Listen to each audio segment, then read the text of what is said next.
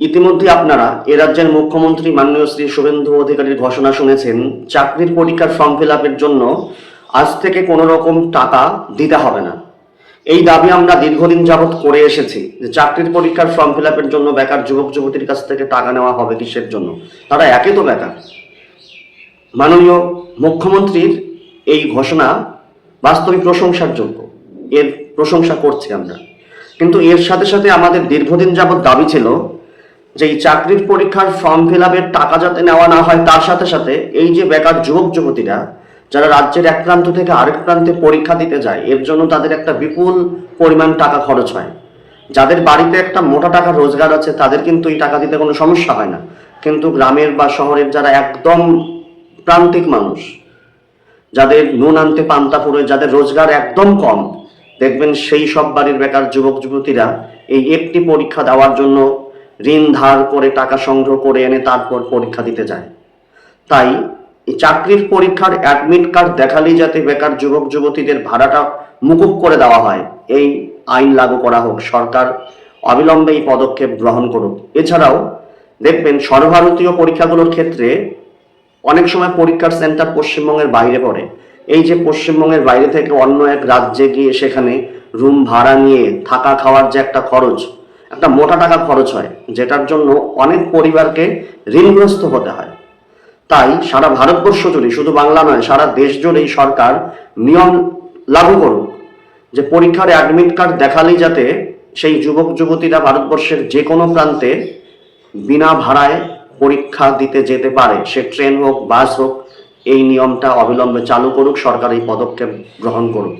এছাড়াও যেখানে চাকরির পরীক্ষা হবে, যারা বহু দূর থেকে যুবক যুবতী এসে পরীক্ষা দিচ্ছে, তাদের রাত্রিতে থাকার একটি ব্যবস্থাও যাতে অস্থায়ীভাবে সরকার নিজ দায়িত্বে করে দেন, এটা অত্যন্ত জরুরি পদক্ষেপ।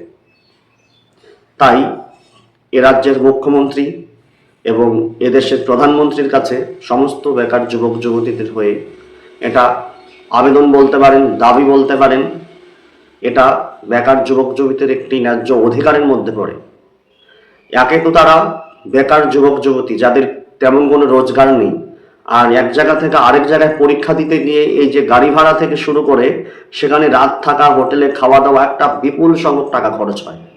সে খাওয়া দাওয়াটা না হয় তারা বাইরে যে কোনো জায়গায় করে নেবে, অন্তত রাত্রি যাপনের একটি ব্যবস্থা, তাদের সুরক্ষার ব্যবস্থা এবং তাদের এই যাতায়াতের ভাড়াটা, এটা যাতে পুরোপুরিভাবে সরকারি উদ্যোগে করতে পারে, এটা কিন্তু সরকারকে দেখা উচিত, যেটা বিগত সরকারগুলো করেনি। তার সাথে সাথে শুধু এই চাকরির পরীক্ষার ফর্ম ফিল আপের টাকাটাকে মুকুব করে দিলে হবে না, অবিলম্বে পশ্চিমবাংলার সমস্ত শূন্য পদে নিয়োগটা প্রয়োজন। এই 15 বছর ধরে আমরা বাংলার বুকে দেখেছি কি পরিমাণ বেকার যুবক যুবতীদের সংখ্যা বৃদ্ধি হয়েছে। তার সাথে সাথে সারা ভারতবর্ষ জুড়ে তো এটা একদম কেন্দ্রীয় পরিসংখ্যান বলছে 45 বছরে ভারতবর্ষের বেকারের সংখ্যা বেড়েছে সব থেকে বেশি। তাই শুধু এসব ঘোষণা দিয়ে কিন্তু বেকার যুবকদের বাস্তব সমস্যার কিন্তু সমাধান হবে না। প্রতিটি ঘোষণার নির্বাচনের আগে যেসব প্রতিশ্রুতি আপনারা দিয়েছেন, সেই 1 কোটি চাকরির প্রতিশ্রুতি বাংলার বুকে আপনারা পূরণ করার চেষ্টা করুন। শুধু চেষ্টা নয়, পূরণ করা উচিত। না হলে সেই বিগত সরকারের যারা 15 বছরে পশ্চিমবাংলাকে একটা বেকারত্বের স্তূপে পরিণত করেছে, তার সাথে কিন্তু আপনাদের কোনো পার্থক্য থাকবে না। তাই এই বেকার যুবক যুবতীদের কথা ভেবে অবিলম্বে সমস্ত শূন্যপদে যোগ্যতার নিরিখে নিয়োগ করা উচিত এবং কঠোরভাবে যে প্রশ্নপত্র ফাঁস হয়, পরীক্ষার ক্ষেত্রে যে দুর্নীতি হয়, পরীক্ষা শেষ হয়ে যাওয়ার পরে অনেক সময় কেস করে দিয়ে নিয়োগটাকে ঝুলিয়ে রাখা হয়, এই সবকে বন্ধ করে স্বচ্ছভাবে নিয়োগ করা হোক। তাহলে কিন্তু পশ্চিমবাংলার বেকার যুবক যুবতীদের কিন্তু একদম বাস্তব ক্ষেত্রে পরিবর্তন হবে। না হলে কিন্তু এই পরিবর্তন শুধু কথার কথা থেকে যাবে।